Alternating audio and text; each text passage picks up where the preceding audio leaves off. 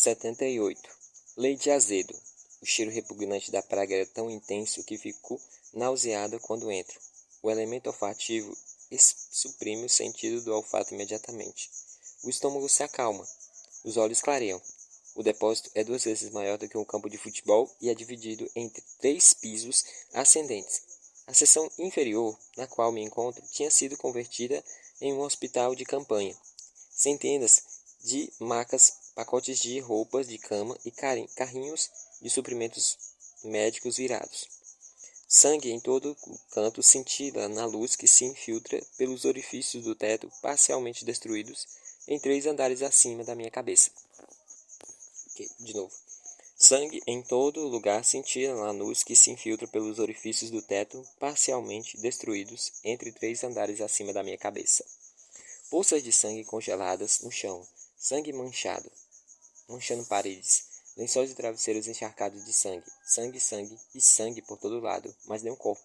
Subo o primeiro lance de escadas para o segundo piso, andar de suprimentos, sacos de farinha e outros mantimentos secos rasgados, conteúdo espalhado por ratos e sobreviventes em busca de comida, pilhas de enlatados, recipientes de água, latões de querosene, estocados antevendo o inverno, mas o tsunami vermelho os pegou primeiro e os afogou no próprio sangue. Vou pela escada até o próximo andar. Uma coluna de luz atravessa o ar empoeirado como um holofote. Cheguei ao final, o último andar.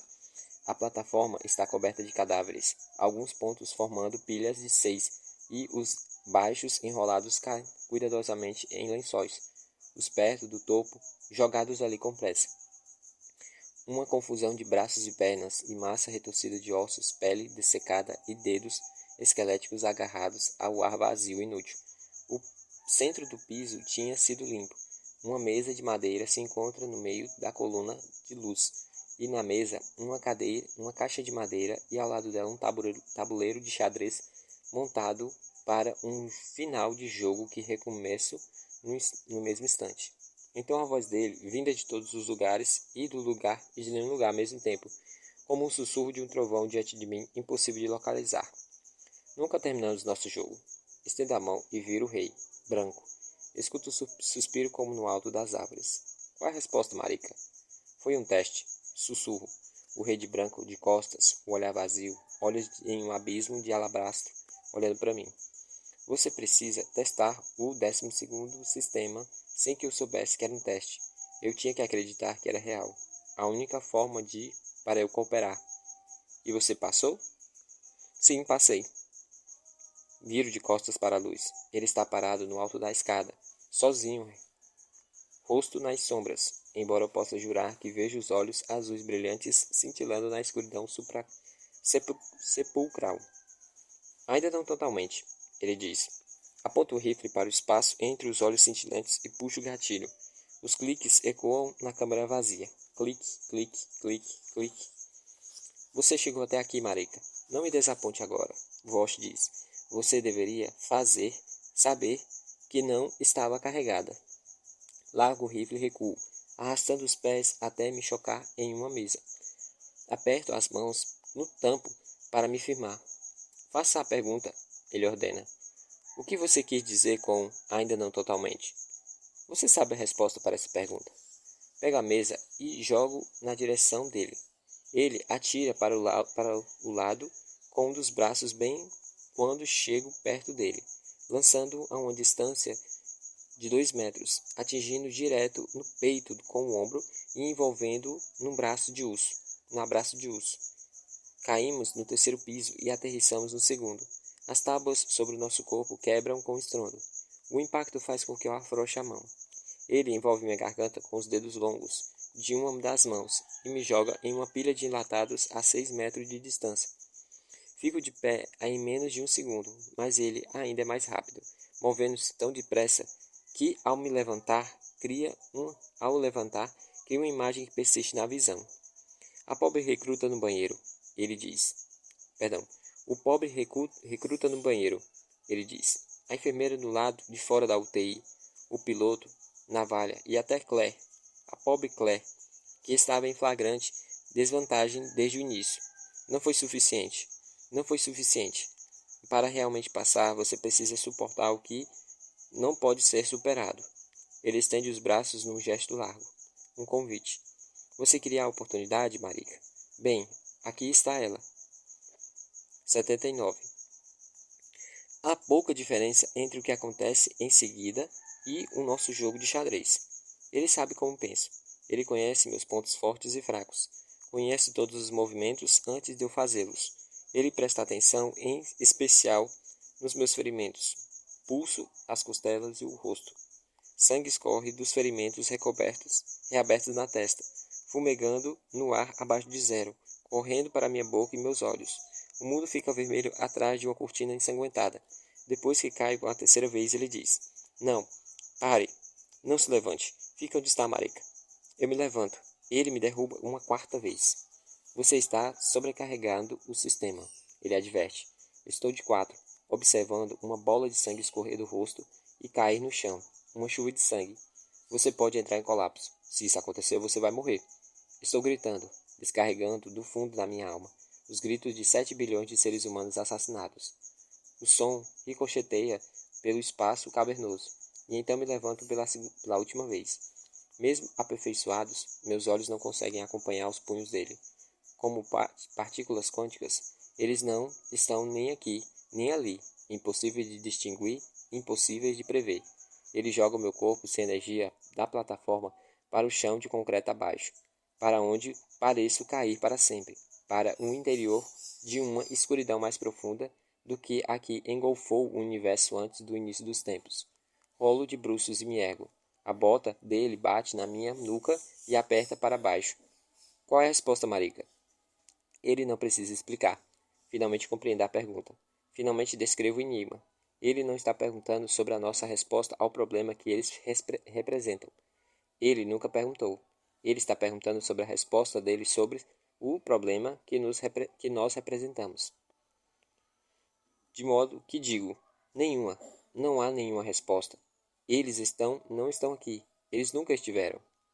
Quem? Quem nunca esteve aqui? Minha boca está cheia de sangue, e eu engulo. O risco. Sinto. Muito bom. O segredo está no risco. Eles não estão aqui. Não há entidades transferidas para corpos humanos. Não há consciência de alienígenas dentro de ninguém. Por causa do risco. O risco. O risco é aceitável. É um programa, um construto delusório, inserido em suas mentes antes de nascerem, ligados quando atingem a puberdade. É uma mentira. Uma mentira. Eles são humanos, só que aperfeiçoados como eu, mas humanos. Humanos como eu. E eu? Se você é humano, o que eu sou? Eu não sei. Aperta mais, comprindo meu rosto contra o concreto. O que eu sou? Eu não sei. Controlador? Diretor? Eu não sei. O escolhido para... eu não sei. Eu sou humano? Eu não sei. Eu não sabia mesmo. Tínhamos chegado a um lugar em que eu não podia ir. O lugar da qual eu não podia voltar. Acima, a bota. Abaixo, o abismo. Mas se você for humano... Sim, termine. Se eu for humano, o quê? Estou me afogando no sangue. Não o meu. O sangue de bilhões que morreram antes de mim. Um mar infinito de sangue que me envolve e puxa para o fundo sem luz. Se você for humano, não há esperança. 80. Ele me levanta do chão, carrega-me para uma das macas e me deita com delicadeza. Você está machucada, mas não quebrou. O aço precisa ser fundido antes que ele possa forjar a espada. E você é a espada, Marika. Eu sou o ferreiro e você é a espada. Ele toma meu rosto entre as mãos. Seus olhos brilham com o fervor de um fanático religioso. O olhar de um louco pregador de rua, exceto que este louco segura o destino do mundo nas mãos e desliza o polegar da minha face ensanguentada. Descanse agora, Marika. Você está segura aqui. Perfeitamente segura. Vou deixá-lo cuidando de você. Perdão. Navalha. Não posso suportar isso. Sacuda a cabeça. Por favor, não. E, dentro de 2 semanas, você vai estar pronta. Ele espera a pergunta. Ele está muito satisfeito consigo mesmo. Ou comigo. Ou com, quer que comigo. Perdão. Ou com o que conseguiu comigo. Contudo, não pergunto. E então ele se vai. Mais tarde, escuto o helicóptero chegar para levá-lo embora. Depois disso, Navalha aparece com o aspecto de alguém que está com uma maçã sobre a pele do rosto. Ele não diz nada. Eu não digo nada. Ele lava meu rosto com água morna e sabonete. Envolve meu ferimento com ataduras e enfaixa minhas costelas quebradas. Põe uma tala no meu pulso, fraturado, e não se incomoda em me oferecer água, embora deva saber que estou com sede. Ele aperta uma agulha sobre a veia do meu braço e coloca o soro. Depois ele me deixa e se senta em uma cadeira dobrável junto à porta alerta, encolhido na pesada maca, o rifle atravessando o colo. Quando o sol se põe, ele acende uma lamparina de querosene e a coloca no chão ao seu lado. A luz sobe e banha o seu rosto, mas seus olhos ficam ocultos de mim. Onde está Teacup? Minha voz ecoa pelo espaço. Ele não responde. Tenho uma teoria, digo a ele. É sobre ratos. Você quer ouvir? Silêncio. É fácil matar um rato. Você só precisa de um pedaço de queijo velho e uma ratoeira. Mas matar 1000 ratos, 1 milhão, 1 bilhão ou 7 bilhões é um pouco mais difícil. Para isso é preciso de uma isca. Veneno.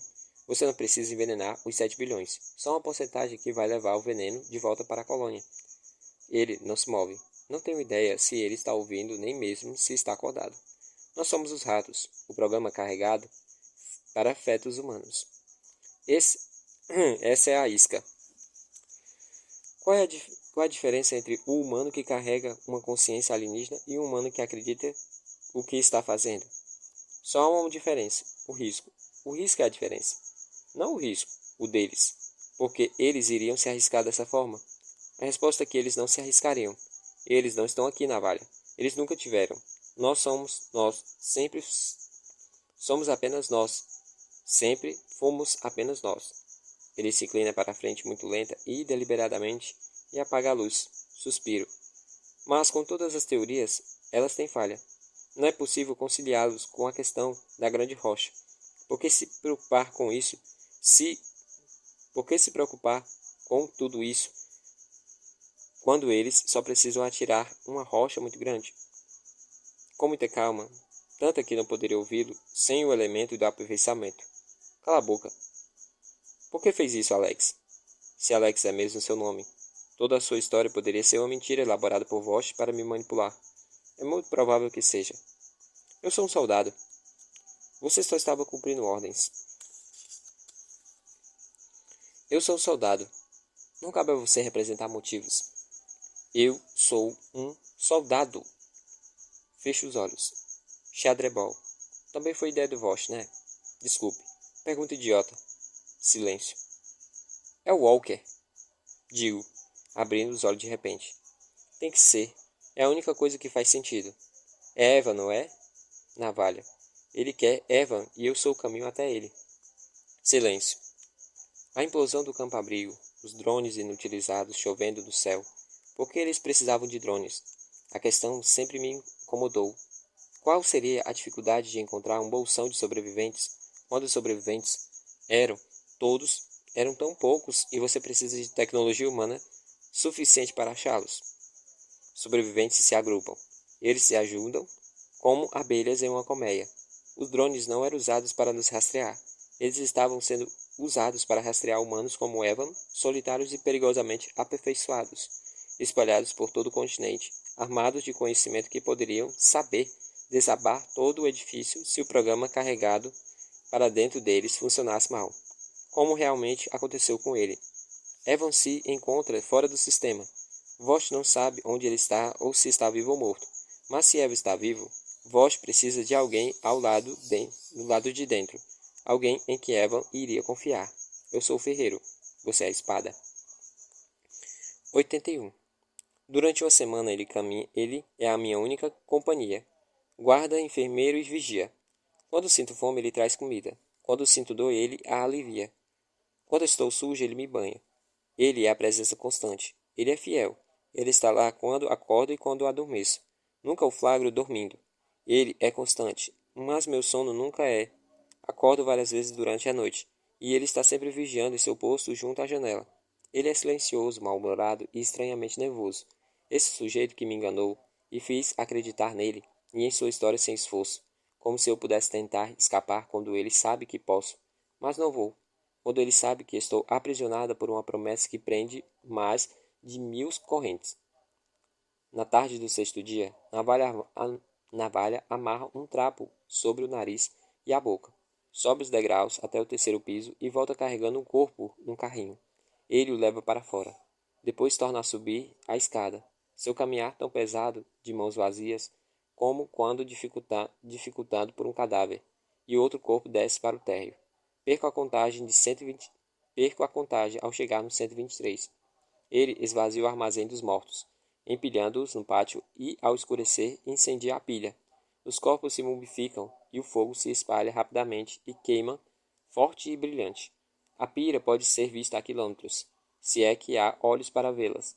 Sua luz brilha na entrada, salta para o chão, transforma o concreto em um dourado e ondulante pelo piso oceânico. Navalha fica na entrada observando o fogo.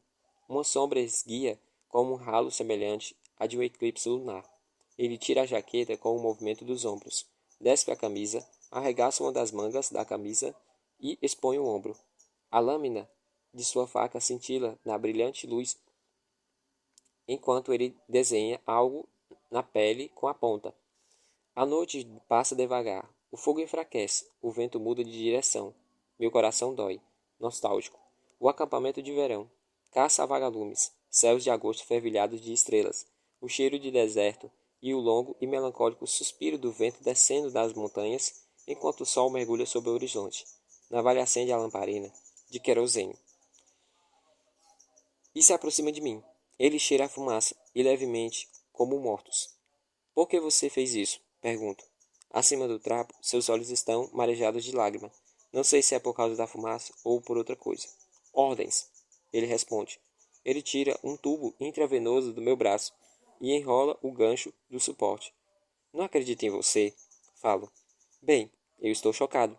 É a primeira vez em que ele fala tanto dessa partida de Vosh. Estou surpresa por estar aliviada ao ouvir uma voz de novo. Ele está examinando o ferimento na testa, o rosto muito próximo por causa da luz fraca. Teacup, sussurro. O que você acha? Ele pergunta irritado. Ela está viva. Ela é a única vantagem que ele tem. Então está certo, ela está viva. Ele espalha pomada antibacteriana no corte. Um ser humano não aperfeiçoado precisa de vários pontos, mas em alguns dias ninguém vai poder dizer que eu fui ferida.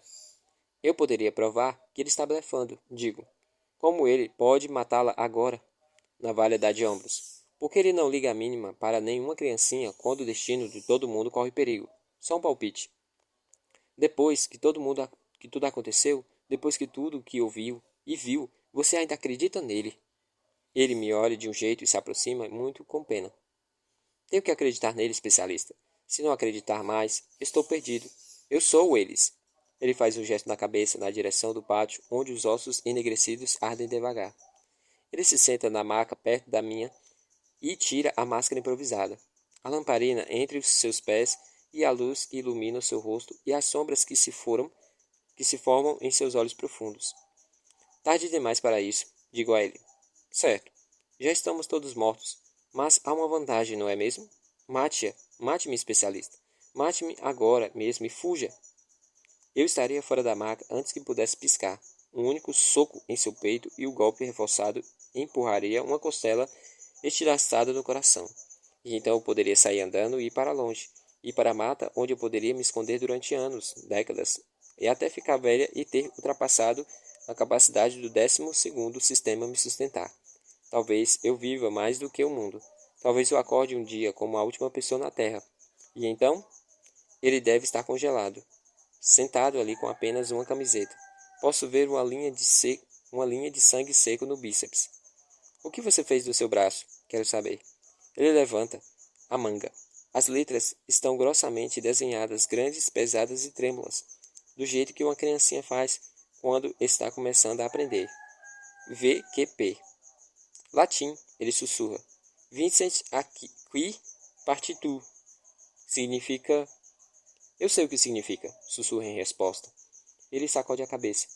Não acredito que você saiba. Ele não parece zangado. Ele parece triste. Alex vira a cabeça na direção da entrada, além da qual os mortos estão sendo levados para o céu indiferente. Alex. Seu nome é mesmo Alex? Pergunto. Ele me olha de novo e eu vejo o sorriso irônico e brincalhão. Como quando ouvi sua voz outra vez. Fico surpresa por sentir falta dele. Não me diz sobre nada daquilo. As coisas são importantes. A sua avó tinha mesmo um cachorro chamado Flubby? Sim, ele diz rindo de mansinho. Oh, isso é bom. Por que é bom? Eu queria que essa parte fosse verdade. Porque você adora cachorrinhos malvados? Porque gosto de saber que já houve um tempo em que existia cachorrinhos malvados chamado Flubby. Isso é bom, vale a pena lembrar. Ele sai da maca antes que eu possa piscar de novo e me beija. Eu mergulho no seu interior onde está oculto. Ele agora está aberto para mim. O que me amparou e o que me traiu. O que me trouxe de volta à vida e o que me levou de volta à morte. Ira não é resposta. Não, nem o ódio. Uma por uma, caem as camadas que nos separam, até me atingir o centro, a região sem nome, a fortaleza desprotegida, uma dor imutável e impenetrável, a solitária singularidade da sua alma, não estragada pelo tempo, ou pela experiência, além do pensamento infinito. E eu estou lá com ele. Já estou lá, dentro da singularidade. Eu já estou lá. Isso não pode ser verdade, sussurro. No centro de tudo, onde nada é, eu o encontrei me envolvendo. Não acredito em todas as suas bobagens, ele murmura. Mas você está certa sobre isso. Algumas coisas, até mesmo muito pequenas, valem a soma de todas as coisas. Do lado de fora, a colheita amarga queima. Do lado de dentro, ele puxa os lençóis. E essas são mãos que me envolveram. Essas mãos que me banham e me alimentaram e me esgueiram quando eu não podia me erguer. Ele me levou à morte. Ele me traz à vida. E é por isso que ele removeu os mortos do piso superior. Ele os baniu, entregou-os ao fogo para não profaná-los, não para os profaná-los, mas para os santificar. A sombra que luta com a luz, o frio que enfrenta o fogo. É uma guerra, ele me disse certa vez, e nós somos os conquistadores do país não descoberto. Uma ilha de vida que se encontra no centro de um mar infinito de sangue. O frio penetrante, o calor escaldante, os lábios deles deslizando em cima da minha nuca, os dedos deles sentindo a sua face, os meus dedos sentindo a sua face machucada, o ferimento que lhe dei, os ferimentos no braço dele, VQP, que ele deu a si mesmo. Então minhas mãos deslizam para nas suas costas para mantê-lo dentro de mim. Não me deixe, por favor, não me deixe. O cheiro de goma de mascar, e o cheiro de fumaça e o cheiro de seu sangue, e o jeito que seu corpo desliza sobre o meu, e o jeito que sua alma corta e penetra a minha navalha. A batida dos nossos corações, e o ritmo de nossa respiração, e as estrelas que giram, e que não podemos ver, marcando o tempo, medindo intervalos que encolhem até o fim de nós, o dele e o meu, e de tudo o mais. O mundo é um relógio e o relógio está parando. E a chegada deles nada tem a ver com isso. O mundo sempre foi um relógio. E até as estrelas vão se apagar, uma por uma. E não vai haver luz ou calor. E esta é a guerra, interminável e fútil contra o vazio sem luz, sem calor que corre em nossa direção. Ele entrelaça os dedos em minhas costas e puxa com força para si. Enrosco as pernas nas deles. Não há espaço entre nós, nem um ponto em que ele termina e eu começo. Vazio preenchido e vácuo desafiado. 82. Ele fica comigo até que nossa respiração se acalma e nossos corações desaceleram. Correm os dedos sobre os meus cabelos, olhando o meu rosto atentamente, como se não pudesse partir antes de memorizar todos os detalhes. Ele toca meus lábios, minha face e minhas pálpebras. Desliza a ponta do dedo por meu nariz, pela curva da minha orelha. O rosto dele mais na sombra, o meu mais na luz. Fuja, ele sussurra. Sacuda a cabeça. Não posso. Ele se levanta da maca, mas tenho a sensação de que caí enquanto ele permanece imóvel. Ele se veste rapidamente. Não consigo decifrar sua expressão. Navalha se fechou para mim. Estou preso no vazio de novo. Não posso suportar. Ele me esmaga. A ausência com com quem vivi durante tanto tempo que mal notei. Não até esse momento. Ele me mostrou o quanto o vazio era imenso ao preenchê-lo. Eles não vão pegar você, ele insiste. Como eles poderiam pegar você? Ele sabe que não vou fugir enquanto estiver com ela. Ah, Deus. O que ela é para você afinal? Ela vale sua vida? Como uma pessoa pode valer toda a sua vida? É uma pergunta cuja resposta já conhece. Certo. Faça o que quiser. Como eu disse, não importa. Como se fosse importante. Essa é a lição que nos ensinaram, navalha. O que importa e o que não importa. A única verdade no meio de todas as mentiras. Ele pega o rifle e pendura no ombro. Ele banha minha testa. Uma bênção, uma graça. Depois ele apanha a lamparina e caminha hesitantemente até a porta. O vigia, o cuidador, o que descansa, não se esgota ou vacila. Ele se recosta na porta aberta, voltando para a noite, e o céu acima dele queima com a luz fria de dezenas de milhares de piras que marcaram o tempo se acabando. Fuja! Eu escuto dizer. Acho que ele não está falando comigo. Fuja! 83. No oitavo dia, o helicóptero volta para nos buscar. Deixo que Navalha me ajude com as roupas, mas além de algumas costelas doloridas e uma par de pernas fracas, o 12 elementos, coletivamente conhecidos como especialista, estão em pleno funcionamento. Meu rosto sarou totalmente. Não fico nem mesmo uma cicatriz. No trajeto da volta à base, Navalha está sentada à minha frente, estudando o chão e olhando para mim apenas de vez em quando. Fuja, ele diz movendo apenas os lábios. Fuja. Terra Branca, Rio Negro. O helicóptero faz uma curva pronunciada e desce contornando a torre de controle do aeroporto. Perto bastante para que eu veja o vulto alto e solitário atrás das janelas coloridas. Aterrissamos no mesmo ponto em que decolamos. Outro círculo completo, e Navalha pega meu cotovelo para me guiar para a torre. No trajeto para o alto, ele envolve minha mão rapidamente. Eu sei o que é importante, ele diz. Vosh está parado do outro lado do aposento de costas para nós, mas vejo o seu rosto refletindo fracamente no vidro. Ao lado dele se encontra um recruta corpulento, agarrado um rifle ao peito com o desespero de alguém pendurado em um desfiladeiro, com quilômetros de profundidade por um cordão de sapatos. Sentados ao lado do recruta, usando um macacão branco padrão, está o motivo de eu estar vindo para cá. Minha vítima, minha cruz, minha responsabilidade. Teacup começa a se levantar quando me vê. O recruta grandalhão põe a mão em seu ombro e a empurra de volta para a cadeira. Sacuda a cabeça me movendo apenas os lábios quando digo não. O aposento está em silêncio. Navalha está à minha direita, parado, ligeiramente atrás de mim. Não posso vê-lo, mas ele está perto o suficiente para que eu escute sua respiração. Então, Vosh profere a palavra em um prelúdio. Você resolveu o enigma das rochas? Sim. Vejo pelo vidro escuro quando ele sorri intensamente. E... Peraí, calma, gato. E atirar uma pedra muito grande iria validar o propósito. E qual é o propósito? Que alguns viram. Você esqueceu a questão principal. Você pode dar uma resposta melhor? Você poderia ter matado todo mundo, mas não matou. Você está incendiando a vila para salvá-la. Um salvador. É isso que eu sou? Ele se desviou a olhar para mim. Devolva a resposta. Tem que ser tudo ou nada. Se o objetivo é salvar a vila dos aldeões, uma rocha menor teria conseguido o mesmo resultado. Por que uma série de ataques? Por que as artimanhas e os artifícios? Por que criar marionetes delirantes como Evan Walker? Uma rocha é muito mais simples e direta. Não tenho certeza, confesso, mas acho que tem algo a ver com sorte. Ele me olha fixamente por um longo momento e então concorda com um gesto de cabeça. Ele parece satisfeito. O que vai acontecer agora, Marika? Você vai me levar para o último local em que se sabe que ele esteve, respondo.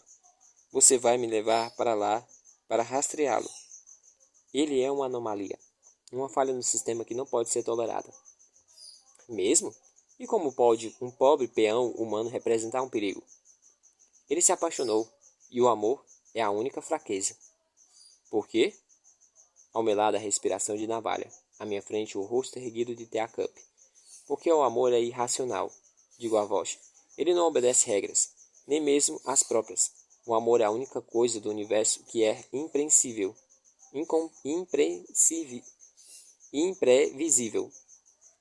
Preciso respeitosamente concordar com você nessa questão. Vosh fala e olha para Teacup.